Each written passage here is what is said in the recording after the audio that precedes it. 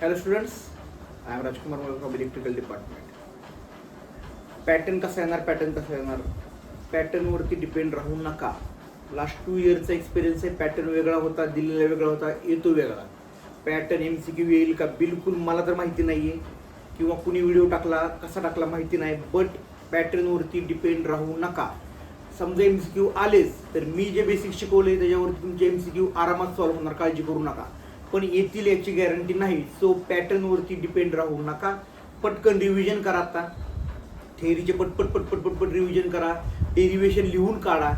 न्यूमेरिकलचं बघून घ्या. फक्त एकच मला सांगायचं आहे, पेपरमध्ये जे दिलेलं क्वांटिटीज आहेत त्या वारंवार चेक करा. म्हणजे 2 वेळा क्रॉस चेक करा. दिलेलं गणिताचे गिवन डाटा आपण तोच लिहिलाय का चेक करा. रेजिस्टन्स 4 ओहम तर 4च ओहम लिहिली का, चुकून काही 5 ओहम तर नाही लिहिली मी. डेरिव्हेशन डेल्टा टू स्टार आहे का, स्टार टू डेल्टा आहे. पेपरमध्ये लिहा डेल्टा टू स्टार. जर स्टार टू डेल्टा असेल तर वरती लिहा स्टार टू डेल्टा.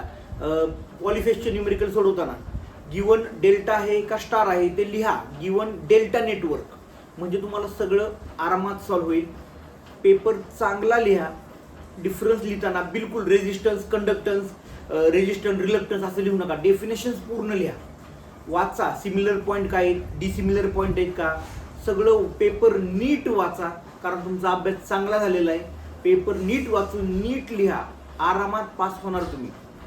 पण पेपरचं पॅटर्न कसा येईल, समजा आपण जे एक्सपेक्ट केले तसा पेपर नाही आला तर क्वेश्चन्स नीट सॉल्व्ह करा.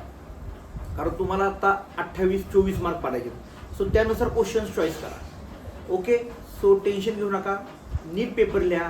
पॅटर्न प्री डिफाईन नसतो. पॅटर्नवरती डिपेंड राहू नका. Okay. Thank you so much. All the